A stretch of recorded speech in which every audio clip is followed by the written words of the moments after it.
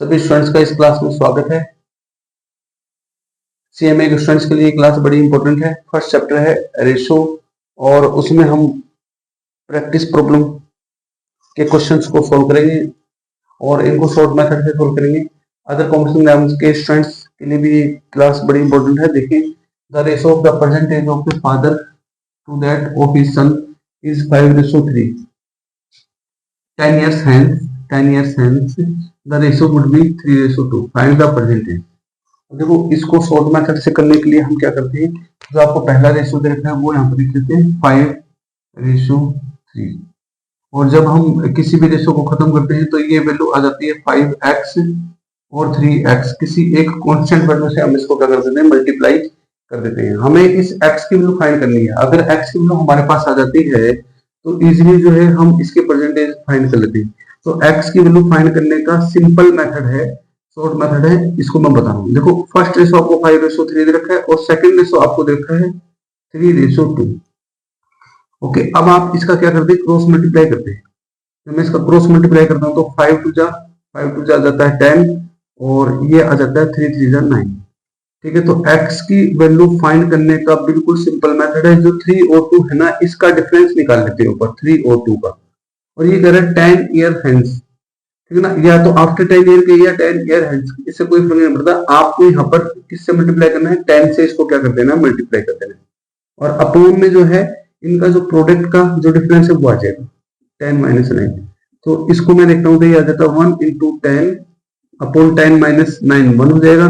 तो x की value यहाँ पर आपके पास कितनी आ जाएगी, 10 आ जाएगी। ठीक है, अब x की वैल्यू आप इसमें रख दोगे तो आपका आंसर आ जाएगा। तो इट मींस जो है परसेंटेज इसकी आ जाएगी 5x 5 × 10, तो ये आ जाएगा 50 और 3x हो जाएगा 3 × 10, ये आ जाएगा 30। तो इस तरह से बहुत ही आसान मेथड से बिना किसी इक्वेशन को सोल्व किए हुए आप अगर इसकी प्रैक्टिस करो तो डायरेक्ट इस क्वेश्चन को क्या कर सकते हैं, सोल्व कर सकते हैं। तो उम्मीद करता हूँ ये शॉर्ट मेथड आपको अच्छे से समझ आया होगा। एक बार आप इसको बैक करके अच्छे से दोबारा समझ लें। अब समझते हैं सेकंड क्वेश्चन को, उसको भी बिल्कुल शॉर्ट मेथड से ही समझते हैं। देखिए, सेकंड क्वेश्चन समझते हैं। The monthly salaries of 2 persons are in the ratio 3:5। If each receives an increase of ₹20 in salary, the ratio is अटेड to 30:21। Find the respective salaries. बिल्कुल सिंपल है, पिछले क्वेश्चन की तरह से शॉर्ट मेथड इसमें अप्लाई करते हैं। सबसे पहले फर्स्ट रेशो आपको कितना दे रखा है, 3 और 5, तो ये हो जाएगा आपका 3x और 5x। हम x की वैल्यू फाइंड कर लेते हैं। सेकंड रेशो आपको दे रखा है 13:21, क्रॉस मल्टीप्लाई कर लेते हैं। ठीक है, अब इसका जो है क्रॉस मल्टीप्लाई करते तो 21 3 जा 63, 13 5 जा 65, इनका डिफरेंस अपने पास कितना जाता है, 2 आ जाता है।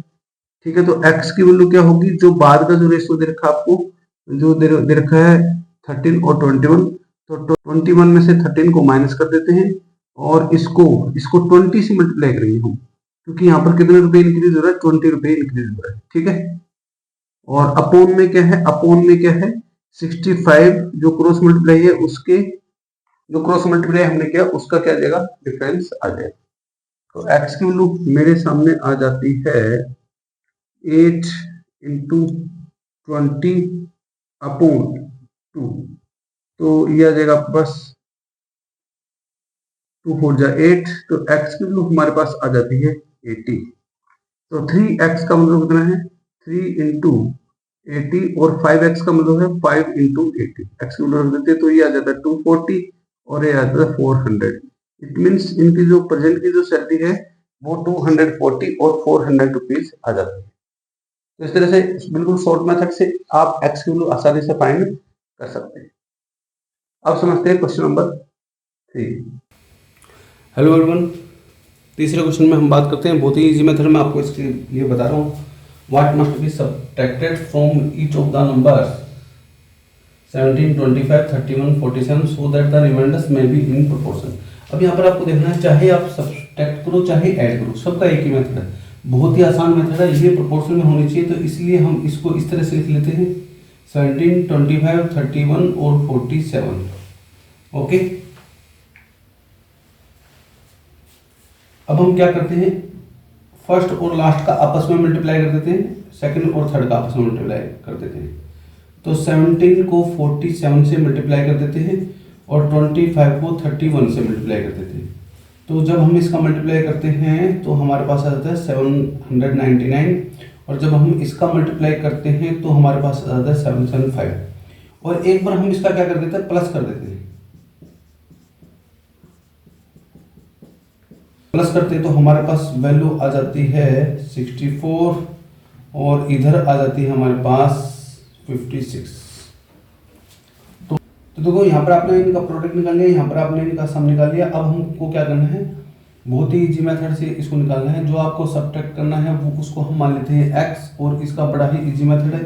ऊपर तो आपके प्रोडक्ट का डिफरेंस निकाल लेते हैं और अपोन में जो है सम का डिफरेंस 64 माइनस 56 से, तो x की वैल्यू जो है आपके पास आ जाएगी 24, ऊपर का डिफरेंस 24 आ जाता है, नीचे का डिफरेंस 8 आ जाता है। तो x की वैल्यू आपके पास आ जाती है 24 को 8 से डिवाइड करेंगे तो 3 आ जाएगा।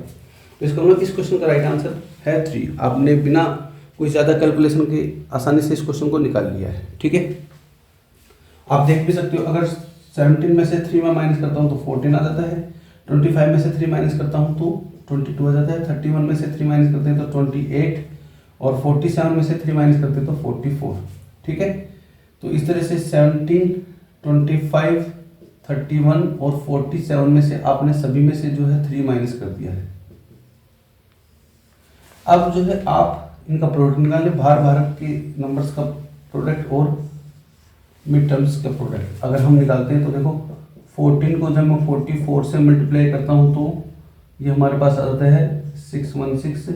इसी तरह से 22 को 28 से मल्टीप्लाई करते हैं तो 28 टू जा 56, 5 कैरी हो जाएगा और ये भी 616 आ जाएगा। तो इस तरह से ये जो है वैल्यूज हमारी जो इसमें कन्वर्ट हो जाती है, प्रोपोर्शन में कन्वर्ट हो जाती है जब हम इसमें से क्या माइनस करते हैं, 3 माइनस करते हैं। तो बिल्कुल सिंपल है। यहाँ पर तो हमारे पास आ जाता है प्रोडक्ट, यहाँ पर आ जाता है सम, तो प्रोडक्ट में से प्रोडक्ट को माइनस कर दिया और सम में से सम को माइनस कर दिया।